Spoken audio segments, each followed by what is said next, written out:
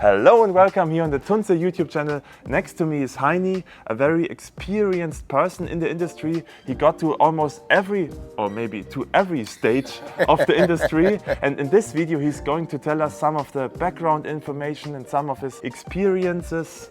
And I'm really looking forward to know more about the industry, and probably you are as well, so stay tuned. Let's make it happen. Can you briefly introduce yourself? Who are you and what do you do today? My name is Jaime de Pedradas and I own and operate the Aquarium company in Austin, Texas. I have been in the hobby since a young child, and basically led to working for a service company, working in retail, working through installations, working through manufacturing, as well as management, which isn't always the fun part, but that led me to this point in my life where now I have a business here in Austin, Texas.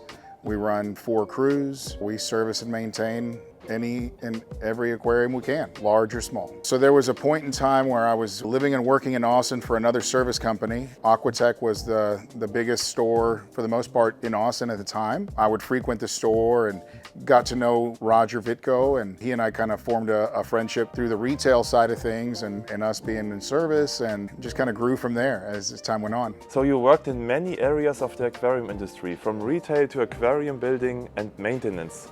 What was your most exciting job? I would say we did an installation in Mexico, Monterrey, Mexico, for a client, and it was a residential build. At the time, I want to say that was probably 2 of the largest aquariums that I had under my belt. Very amazing. I mean, it was just eye-opening in terms of what was capable, what we did there as well, where we tunneled through the ground, maybe 50 yards away from the home, and did the filtration system underground. Wow. And they had a massive aquarium in the bedroom. It's been a little while, but it was about like 10 foot long, left to right. And I want to say it was about 6 or 7 foot tall. And then they had a secondary aquarium in the bathroom, which kind of split an office area from the dressing area, so to speak. And that was somewhere around like a 6 by 3 by 6, just peninsula, really cool freshwater tank. That was particularly special. The wife of the couple was just very much into animals. You know, she would take like street cats and had this whole thing built out for them. And the fish was her thing for sure. And it was a unique project because it was kind of money. It was no issue in terms of building it out, so we were capable of really pushing the limits as to what could be done and making it happen. And that was particularly a beautiful project for sure. Yeah. You worked in a shop and you are doing maintenance and building aquariums. In which job you were the most in touch with the hobby? So I would say, you know, to clarify the building side of things, I was involved with operations that were building aquariums. I was just very intimately involved, so I understand the process and sort of the ins and outs of it. But I would tell you that, you know, the retail at the end of the day has always kind of been the part of the industry, the hobby that I felt was to the best point of communication with everybody involved, right? Within. I just think that it's an important component of our industry to be able to provide quality information and realistic goals and realistic expectations to the end user. So from a service perspective, I look at that from the perspective of how can I keep clients in the hobby? How can I get new clients in the hobby? And so to me, I find that there's often a lot of bad information out there, a lot of this sort of just quick sell mentality, where at the end of 6 months or whatever, the aquarium has now been just shut down and, you know, they've moved on and they go and tell their friends, oh, the aquarium was the worst idea we ever had. It was a nightmare, as opposed to setting customers up and setting hobbyists up for success long term. That's always our goal. As a service company, of course, we love selling aquariums, but really our goal and our love is more so how long can we keep people in the hobby? And that goes, again, through retail as well as through the service side. How do you think the aquarium hobby will change in the next 10 years? I would hope that the aquarium hobby will change in the next 10 years by embracing online technology and figuring out how to really blend it together. I think that there's a big push against phones and being sort of disconnected from reality. But I also feel that in this day and age, it's ubiquitous in everything that we do. And so I think the goal is going to be, how do we really blend the two in the most effective way possible, to where we still are looking to have a hands-on experience with aquariums and with people for that matter, but utilizing technology and social media and things to really broaden the scope and teach and just kind of support the hobby and the hobbyist as well. So I think that's where the big growth is going to be. Which trends do you see as positive and which are dangerous for the industry? Strengths that I think are positive in the industry is the constant search for better methods, more successful methods, clearly pushing the envelope and continuing to refine how we do things. I think especially with the living reef environment has probably the most continued growth possible, in my opinion. I think freshwater, not that we can't push the envelope with freshwater, but in terms of making a successful reef tank possible for more and more people, I think that's a huge positive, and I see it happening now, just through more understanding about the biome and the deep knowledge that exists in keeping a reef tank. Some of the things that I feel are a detriment to the hobby, as simple as just hobbyists that get stuck in their ways. A lot of times I think as store owners and just being in the industry, we sort of find a point in time where, okay, this has worked for me this long, so this is what I'm going to continue to do, as opposed to understanding that I need to continue to learn. So even myself, I'm constantly reading articles, watching videos, reaching out to people. I ask a million questions, and maybe annoyingly so to some degree. But what I can confidently say is that I don't want to stay stuck in my ways. I want to constantly grow. And I think it's that getting stuck in your ways and just selling the hobby to new people with that mentality is a terrible detriment, in my opinion. In this day and age, you definitely don't see as many hobbyists setting up full garage or rooms in their home, with a ton of aquariums, and they're breeding and stuff. Not to say that it's gone, but I don't see it happening as much as it was in the past. So that would be a nice thing to see grow again. I think, like all things in life, it's very cyclical, and it may just be a matter of the right time and place, and it'll kick into gear and things will start moving in that direction again. I think that's a little bit of a lost art to some degree right now in the hobby, is the home breeder. Doing it just for fun, not because they're trying to figure out how to sell more fish or whatever, just because they enjoy doing it. One big shift, a tremendous shift, that's been going on for a little while now. I think it's really gaining steam, is that we now have a much better understanding and a better capacity for breeding, again, saltwater fish in particular.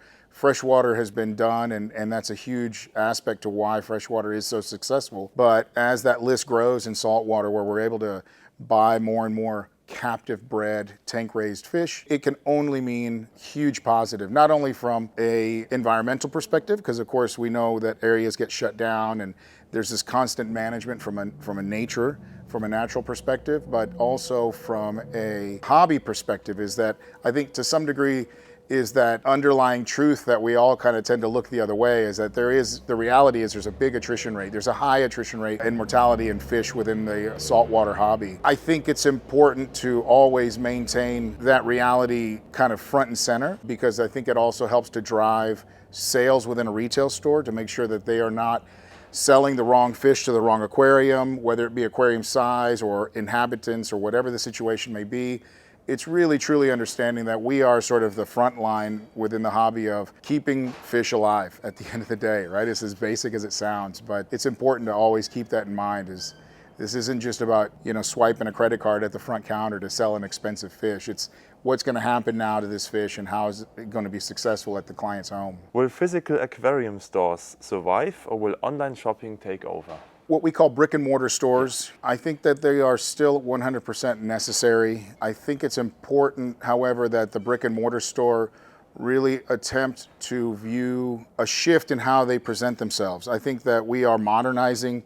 Like anything else, the hobby is heading towards a more modern mentality. I think we as store owners, service companies, anyone in the industry, we need to push towards making this aquarium idea, this hobby, more modern. And in doing so, the stores need to constantly change, make the situation a bit more exciting for when people come in. I think there's something to be said for the old, aquarium store that you walked in, and there's a certain comfort there.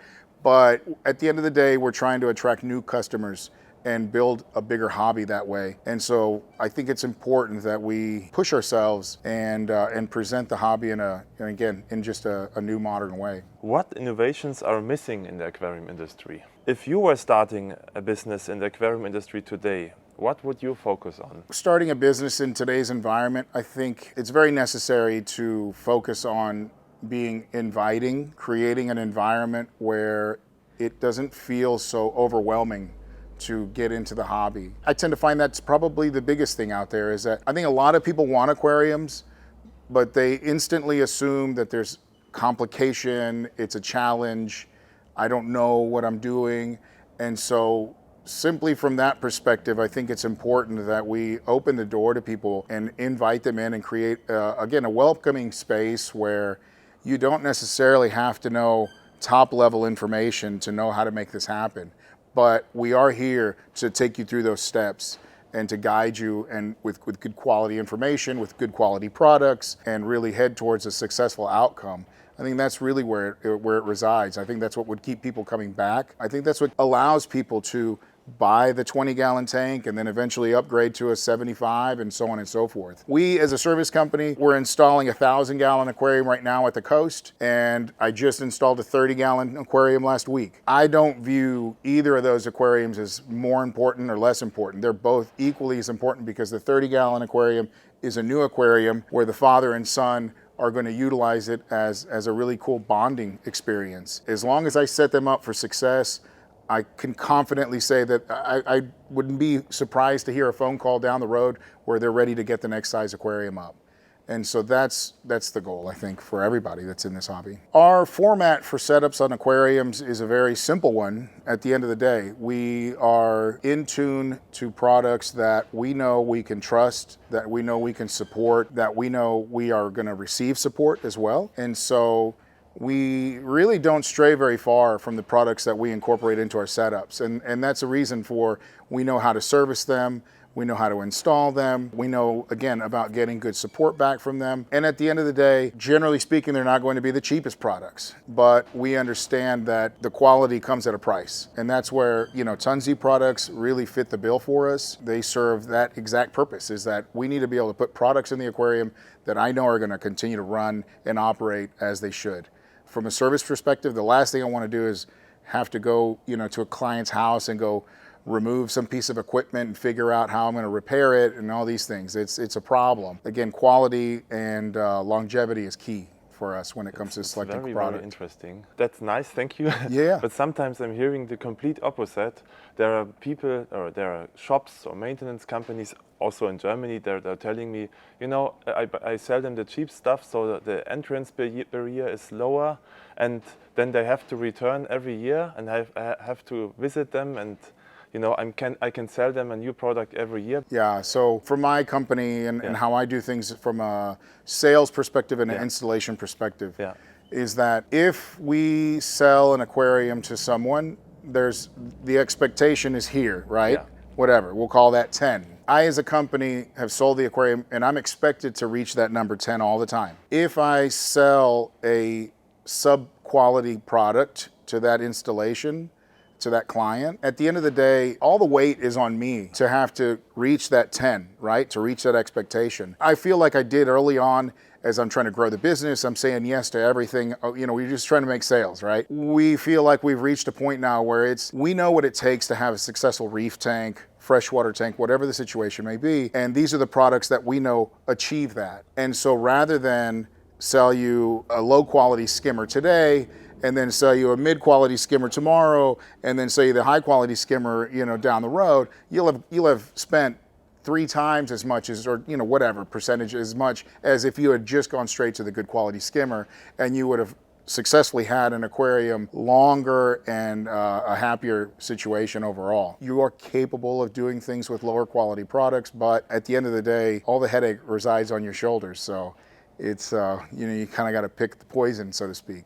I prefer just to get it over with up front, and we know we have a good foundation. Even good quality products, again, we're always gonna have situations where something may go wrong or something's down, whatever the scenario may be, but I've got buckets of low quality power heads sitting at my shop that they're just going to end up going right into the dumpster because there's no point in even trying to fix them. That alone is my biggest reason for, I want to make sure what we put on aquariums are of the best quality out there, and I know they're going to continue to run. I mean, the cost is what it is. I mean, you're getting into a reef tank. I think up front, it's got to be clear, this is an expensive hobby. If you want to do it right, you're either going to spend that money up front on good product, or you're going to spend it on replacing corals and replacing fish. I mean, somewhere along the way, all this has to meet together in order to be a successful environment. And it's important, again, just to really start with a solid foundation. We could also talk just from a community outreach perspective. We just did an installation, which will be unveiled on Friday. In Austin, there's an area called Round Rock. It's an area of town. It's actually a little small town called Round Rock. It's kind of part of Austin for the most part, but they have a new public library there, and we did a big aquarium display, a freshwater display for them. In Round Rock, there's a waterway called Brushy Creek that flows through Round Rock, and Brushy Creek is home to a pure strain of what's called the Guadalupe bass. And the Guadalupe bass is a Texas state fish. A lot of effort goes into teaching and understanding the dynamic influence that creek has for our area in Round Rock. And so what we did was we worked with Texas Parks and Wildlife. We also worked with a local fly fishing shop called Living Waters. And then of course my company, the Aquarium Company. And so we set up a display. I personally went into the creek and harvested materials and laid out the aquarium. And then with Texas Parks and Wildlife, we went to the creek and actually harvested fish from the creek. And so we have a display. It's extremely natural. It's really amazing. It's become a pretty massive feature for the library. Parents are coming up to the aquarium. They're learning. They're understanding the true gem that they have there from the creek perspective. So I guess the only thing I'd really want to add is, like, to me, this kind of community outreach is a bit of an underutilized format to really exposing new people. You know, sort of back to that question of, like, what does the new retail store environment look like for the future? I think from a service company, installation company, to a retail store, how do we bring in people that wouldn't normally have an aquarium? Maybe they didn't even realize they liked aquariums. And it's because maybe they weren't exposed to a quality aquarium that looks beautiful, that really turns the spark on. Our view was that this aquarium at Round Rock Public Library was just a multifaceted exposure component, is that not only are we teaching the community about a local resource that they have through Brushy Creek, exposing the community to Texas Parks and Wildlife and the work that they do, as well as Living Waters in their management of knowledge and the waterway there, but at the same time, you now have people walking up to an aquarium that looks amazing, and they may very well say, you know what, let's do one at home. This I would love to have in my home. So I think that's a huge component to really growth. Very often in our industry, people are talking about unity and all together, because if we fight against each other, then our small nerd industry is going to die anyway. Sure. On the other side, I just told Roger, if Aquatech, for example, went bankrupt and we only have, I don't know, one real store in a city like Austin, then the whole industry is suffering. It's going to suffer, for sure. So this competitor is actually useful because he's also igniting the spark in his customers. So one thing that changed for us a year ago is that we joined a group, a bit of a peer group of other service companies. And some of the companies are retail companies as well as service. Others are just service, and it's a nationwide group. Right now, I believe we're up to about 12 companies that are involved. And really what it is a format for us as a group to share ideas, not only about husbandry and installing aquariums and the equipment that we're using, but also how to operate our business, for that matter, and how to constantly, again, lean into how do we modernize, how do we continue to push the envelope and make things more consistent and more successful. That's a pretty unique innovation, in my opinion, like at least within the industry side from an installation perspective and setup of aquariums, is that we as a group are constantly challenging each other to learn and to, again, just get better. We actually have a forum that we're going to be putting on. I think it's the last Thursday of March in Providence, Rhode Island at Something Fishy, which is another service company up there. Service and installation company. And so we will have all 12 companies will be present, and we are going to, just kind of have an open door policy where questions will be asked, and we're going to do everything possible to answer them from a successful perspective. That's all the goal is at the end of the day, is how do we create an environment where we all can focus on creating successful aquariums that are done right, using quality equipment, and really having a happy client at the end of the day. You're surrounded by so many aquariums. Your whole life is about aquariums actually. Do you have one at home? Because I know a lot of people in our industry, they work with aquariums, but they don't have them at home. So I do have an aquarium at home. You know, it goes through phases. Some days I get into it and I set up new looks and, you know, do things, and other times it's just kind of there. My hobby has turned into fly fishing. Still water and fish related, but it's more of a getaway after work kind of thing than back home to get my hands wet. I think it's important, you know, to some degree as well. Again, I don't treat my clients' aquariums as my own playground. I respect the fact that this is their aquarium, and I respect the fact that how would they want this aquarium to look? So that's always my approach from a business perspective. So I think it's important to somewhat have a bit of a split to some degree, to where I'm really focused at work on what we do and how we do it and how do we continue to do it better. What is your message to the hobbyists who want to build a successful tank? I think the biggest key to getting into a successful aquarium is ultimately, we did cover this already to some capacity, but it's really building a strong foundation with quality products. There's a reason why there's a big discrepancy between a quality skimmer and a, you know, not so quality skimmer. Many of the problems that we run into getting into aquariums and starting a new system is ourselves, to some degree. Is as we're learning, you know, problems arise and we're trying to solve a problem, and oftentimes we solve one problem, create another problem. And so when we look at that mentality, or that reality, I guess is a better way to put it, how can we eliminate as many of the variables as possible?